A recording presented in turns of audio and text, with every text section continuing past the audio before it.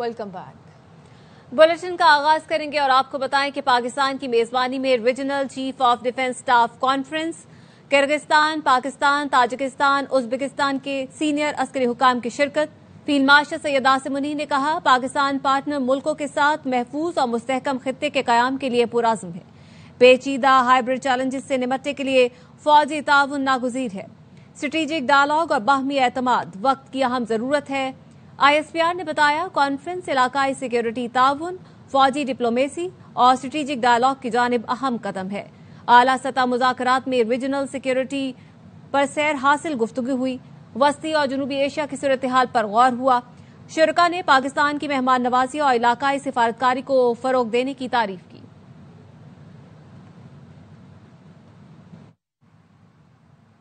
حکومت پاکستان کا commander US Saint کام کے لیے نشان امتیاز ملٹری کا ایوارڈ۔ ایوان صدر میں تقریب کے دوران صدر زرداری نے امریکی سینٹرل کمانڈ کے کمانڈر جنرل مائیکل کوریلا کو نشان امتیاز ملٹری سے نوازا۔ ISPR نے بتایا ہے، جنرل کوریلا کو پاک امریکہ پائیدار فوجی تعاون آگے بڑھانے میں مثالی خدمات پر یہ اعزاز دیا گیا۔ جنرل کوریلا نے علاقائی سیکیورٹی اور باہمی دفاعی تعاون میں گراں قدر خدمات انجام دی۔ پاکستان کے دورے میں جنرل کوریلا کی سول اور فوجی قیادت سے ملاقاتیں بھی ہوئیں۔ ملاقاتوں میں علاقائی سیکیورٹی، فوجی رابطوں اور انسداد دہشت گردی میں تعاون پر بات ہوئی۔ جنرل کوریلا کے لیے اعزاز دو طرفہ عسکری تعلقات میں مضبوطی کا مظہر ہے۔ امریکہ نے ایران سے ثالثی میں پاکستان کا شکریہ ادا کیا۔ امریکی محکمہ خارجہ نے اسحاق ڈار مارکو روبیو ملاقات پر اعلامیہ جاری کر دیا۔ اعلامیے میں کہا گیا ہے کہ مارکو روبیو نے ایران سے ثالثی میں پاکستان کے مثبت کردار پر اظہار تشکر کیا۔ خطے میں استحکام کے لیے پاکستانی کوششوں کو سراہا۔ ملاقات میں داعش خراسان کے خلاف تعاون بڑھانے پر غور ہوا۔ دہشت گردی کے خلاف امریکہ پاکستان ڈائلاگ اگلے ماہ اسلام آباد میں ہوں گے۔ امریکی وزیر خارجہ نے دہشت گردی کے خلاف جنگ میں پاکستان کی قربانیوں کا اعتراف کرتے ہوئے کہا، عالمی اور علاقائی امن کے لیے پاکستان نے ہمیشہ مثبت کردار ادا کیا۔ اسحاق ڈار نے کہا، پاک بھارت کشیدگی کم کرانے میں امریکی کردار کو سراہتے ہیں۔ مسئلہ کشمیریوں کی امنگوں کے مطابق حل ہونا چاہیے۔ اسحاق ڈار نے غزہ میں انسانی بحران کے فوری حل کی ضرورت پر زور دیا۔ ترجمان وزارت خارجہ نے بتایا، دونوں ملکوں میں کرپٹو کرنسی اور معدنیات کے شعبے میں کام کی ضرورت پر زور دیا گیا۔ مارکو روبیو نے پاکستان کے ساتھ تجارتی تعاون بڑھانے کی خواہش کا اظہار کیا۔ کوئی مقبول ہے تو یہ مطلب نہیں کہ سیکیورٹی تنصیبات پر حملہ کرتا پھرے۔ امریکی تھنک ٹینک اٹلانٹک کاؤنسل میں بانی PTI سے متعلق سوال پر نائب وزیر اعظم کا جواب۔ اسحاق ڈار نے کہا، موجودہ حکومت کا بانی PTI کے مقدموں سے کوئی تعلق نہیں، فیصلہ عدالت کرے گی۔ بانی نے جو کیا افسوسناک ہے۔ امریکہ میں قید ڈاکٹر عافیہ صدیقی کا حوالہ دے کر کہا کہ انہیں امریکی قانون کے تحت سزا ہوئی۔ پاکستان نے امریکی عدالتی فیصلے کا احترام کیا۔ عالمی برادری کو بھی پاکستانی عدالتی نظام کا احترام کرنا چاہیے۔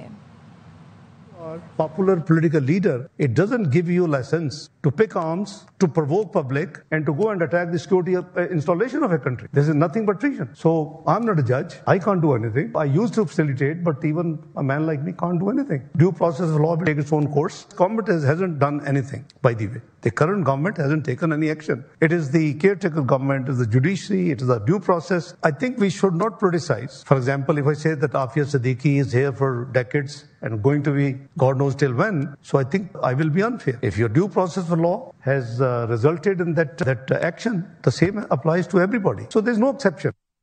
بانی PTI اور میں ساری زندگی اچھے دوست رہے۔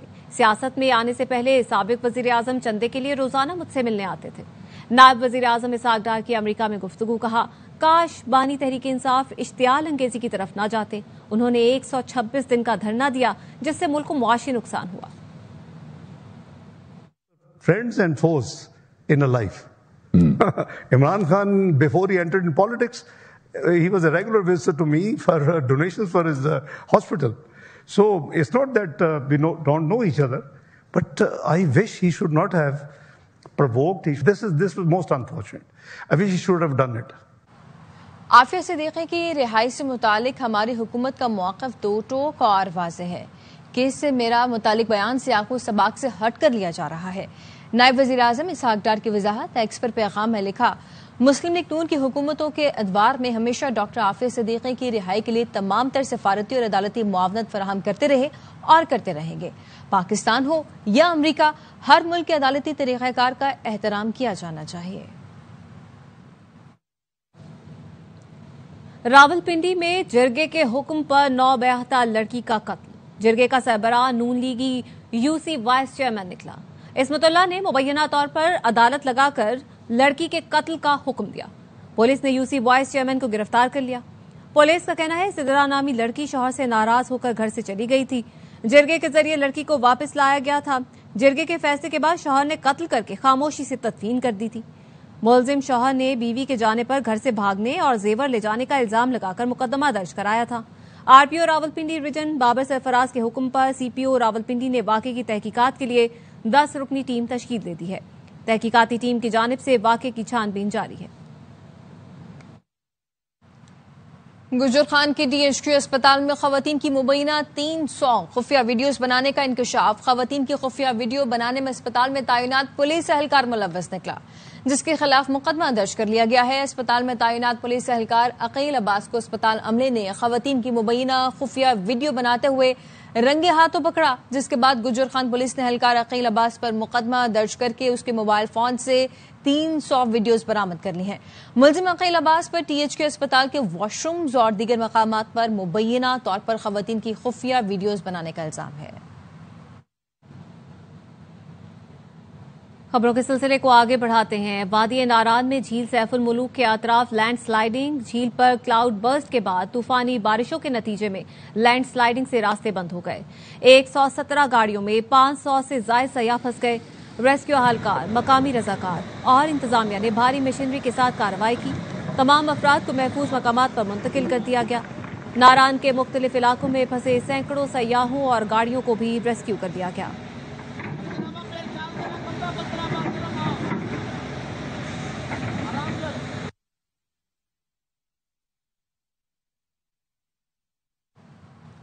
اٹک میں دریائے سندھ کا سیلابی ریلا پولیس چوکی بہا لے گیا. تربیلا ڈیم کے اضافی پانی کے اخراج سے سیلابی صورتحال پیدا ہو چکی ہے. اٹک میں دریائے سندھ میں طغیانی سے پانی کی سطح بلند ہو چکی. سیلابی ریلے نے 2 منزلہ پولیس چوکی کی عمارت مکمل طور پر دریا برد کر دی. سینئر صوبائی وزیر مریم اورنگزیب نے حافظ آباد اور پنڈی بھٹیا کے سیلاب سے متاثرہ علاقوں کا دورہ کیا. متاثرین سے ملاقات کر کے مسائل سنے اور متعلقہ حکام کو فوری حل کرنے کی ہدایت دی. مریم اورنگزیب نے ریسکیو سمیت تمام اداروں کو الرٹ رہنے کی ہدایت کی. سینئر صوبائی وزیر نے حافظ آباد کے تحصیل ہیڈ کوارٹرز، اسپتال کے مختلف وارڈ، لیبارٹری اور بچوں کے یونٹ کا بھی معائنہ کیا. مریضوں اور تیمارداروں نے دواؤں کی مفت فراہمی اور علاج کی سہولت تسلی بخش قرار دی. سینئر صوبائی وزیر نے کہا وزیر اعلیٰ کا ویژن ہے پنجاب کا ہر اسپتال جدید معیار علاج اور صفائی کی مثال بنایا جائے. سوات میں CTD نے آپریشن کے دوران فتنہ خوارج کے 3 دہشت گرد مار دیے ہیں. ہلاک دہشت گرد اجمل عرف وقاص 9 مقدمات میں مطلوب تھا، اس پر 20 لاکھ روپے انعام بھی مقرر تھا. دیگر 2 دہشت گرد متی اللہ اور رحیم اللہ ٹارگٹ کلنگ، پولیس پر حملوں، بم دھماکوں میں ملوث تھے. ترجمان CTD نے بتایا دہشت گرد گروہ غیر ملکی سرپرستی میں ریاست مخالف سرگرمیوں میں ملوث تھا. وزیر داخلہ محسن نقوی کا کوئٹہ کا دورہ، وزیر اعلیٰ سے ملاقات. محسن نقوی نے کہا بھارتی حمایت یافتہ دہشت گرد اور ان کے سہولت کار انجام تک پہنچائیں گے. بلوچستان کے امن و امان سے متعلق اجلاس میں بات کرتے ہوئے کہا دہشت گردی کے خلاف جنگ میں بلوچستان حکومت کی مکمل سپورٹ جاری رکھیں گے. وزیر اعلیٰ بلوچستان سرفراز بگٹی نے کہا یہ جنگ صرف سیکورٹی فورسز نہیں پوری قوم کی جنگ ہے. دہشت گردی میں ملوث عناصر کے خلاف کارروائیاں مزید تیز کر دی. بلوچستان میں جرگے کے حکم پر قتل بانو کی والدہ انسداد دہشت گردی عدالت میں پیشی کے بعد جیل منتقل کر دی گئیں. گلجان بی بی کو 2 روزہ ریمانڈ مکمل ہونے پر عدالت لایا گیا. پولیس نے مزید ریمانڈ کی استدعا نہیں کی. گلجان بی بی کا کہنا ہے کہ وہ ویڈیو بیان پر قائم ہے. گلجان بی بی کے DNA sample serious crime investigation wing کے حوالے کر دیے گئے. علماء کونسل اور دارالفتہ پاکستان نے خواتین بچوں کے قتل اور زیادتی کے اسپیڈی ٹرائل کا مطالبہ کر دیا ہے. حافظ طاہر اشرفی ایسے مقدمے 3 ماہ میں نپٹا کر مجرموں کو عبرتناک سزا دی جائے. پاکستان سے یہ اپیل ہے، وزیر اعظم پاکستان سے اپیل ہے، ان تمام مقدمات کا سپیڈی ٹرائل کا حکم دیا جائے، دہشت گردی کی عدالت کے تحت یہ مقدمات چلیں اور 3 ماہ کے اندر اس میں سزا دی جائے۔ پھول نگر کے مدرسہ احیاء العلوم میں سبق یاد نہ کرنے پر 16 سالہ لڑکے پر استاد کا وحشیانہ تشدد، پولیس نے مقدمہ درج کر کے قاری عدنان کو گرفتار کر لیا۔ سی سی ٹی وی فوٹیج میں دیکھا جا سکتا ہے قاری عدنان سبق یاد نہ کرنے پر طالب علم محسن کو تشدد کا نشانہ بنا رہا ہے۔ ڈی پی او پھول نگر کا کہنا ہے وزیر اعلیٰ پنجاب کی ہدایت پر خواتین اور بچوں پر تشدد کسی صورت قابل قبول نہیں۔ واپس آئیں گے بریک کے بعد، ہمارے ساتھ رہیے۔ Welcome back. D G I S P R کی گورنمنٹ کالج یونیورسٹی لاہور کے طلباء کے ساتھ خصوصی نشست ہوئی۔ ترجمان پاک فوج نے مارکہ حق کے دوران نوجوانوں کے جذبے، سوچ اور حب الوطنی کو سراہا۔ طلباء نے ملی نغمے کے ذریعے پاک فوج کو خراج عقیدت پیش کیا۔ پاکستان میں 44 ارب کے غیر قانونی سگریٹ بننے کا انکشاف، وزیر اعظم نے تمباکو سیکٹر میں ٹیکس چوری روکنے کے لیے اقدامات کا حکم دے دیا۔ شہباز شریف نے کہا غیر قانونی سگریٹ سازی کو تمباکو کی سپلائی مکمل بند کی جائے۔ ایف بی آر کو ہدایت کی کہ تمباکو کے پتوں کی پروسیسنگ اور سپلائی کا مکمل ریکارڈ رکھے۔ ایف بی آر کے اصلاحات سے متعلق اجلاس سے خطاب میں کہا نئے نظام کی تقویت کے لیے مکمل ڈیجیٹل ایکو سسٹم بنایا جائے۔ پاکستان میں اب افغانی انگور اور انار سستے ملیں گے۔ پاکستانی اشیاء پر بھی افغانستان میں کم ٹیکس وصول کیا جائے گا۔ دونوں ملکوں میں 4 چیزوں کے لیے ترجیحی تجارتی معاہدہ ہو گیا۔ چمن سے دیکھیے اختر گلفام کی رپورٹ۔ انگور جو اس وقت مارکیٹ میں 250 روپے فی کلو فروخت ہو رہا ہے، 1 اگست سے انگور 200 روپے کا ہو جائے گا۔ نہ صرف انگور بلکہ قندھار، ارغنداب کے بڑے بڑے انار بھی اب پاکستانی عوام سستے داموں خرید سکیں گے۔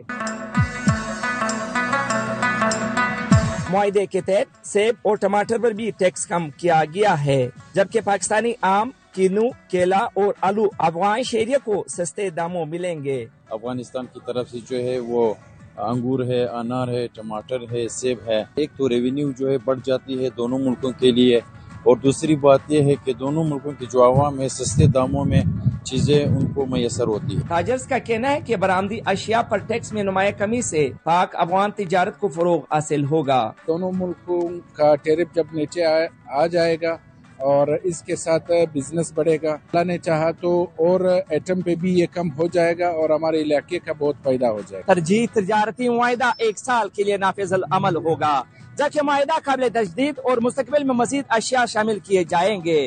کیمرہ ٹیم کے ساتھ اختر گلفام، ARY نیوز، پاک افغان سرحد، چمن۔ ایشیا کپ ہوگا، بھارت بھی آئے گا اور پاکستان سے بھی کھیلے گا۔ صدر ACC محسن نقوی نے یونٹ کے شیڈول کا اعلان کر دیا۔ ایشیائی کرکٹ کا میلہ 9 سے 28 ستمبر تک UAE میں سجے گا۔ صدر Asian cricket council Mohsin Naqvi نے ایونٹ کے شیڈیول کا اعلان کر دیا۔ 8 ٹیمیں 2 گروپ میں تقسیم۔ گروپ اے میں پاکستان، بھارت، UAE اور عمان شامل۔ سری لنکا، بنگلہ دیش، افغانستان اور ہانگ کانگ گروپ بی کا حصہ۔ دونوں گروپ سے 2 ٹیمیں سپر 4 کے لیے کوالیفائی کریں گی۔ ٹورنامنٹ کا افتتاحی میچ 9 ستمبر کو افغانستان اور ہانگ کانگ کے درمیان ہوگا۔ پاک بھارت ٹاکرا 14 ستمبر کو شیڈیول۔ نیوز اسٹوڈیو سے فی الوقت اتنا ہی، دیکھتے رہیے ABI نیوز۔